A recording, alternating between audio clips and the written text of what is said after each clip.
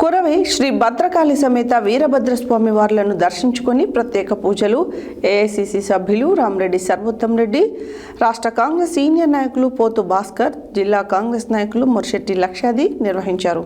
ఈ సందర్భంగా వారు మాట్లాడుతూ కాంగ్రెస్ ప్రభుత్వ హయాంలో ప్రతి నిరుపేద కుటుంబానికి ఇందిరమ్మ ఇల్లు మంజూరు చేయడం జరుగుతుందని అన్నారు.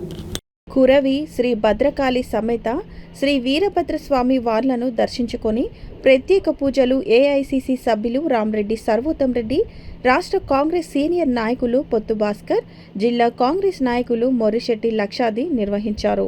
ఈ సందర్భంగా వారు మాట్లాడుతూ కాంగ్రెస్ ప్రభుత్వ హయాంలో ప్రతి నిరుపేద కుటుంబానికి ఇందిరమ్మ ఇల్లు మంజూరు చేయడం జరుగుతుందని తెలియజేశారు.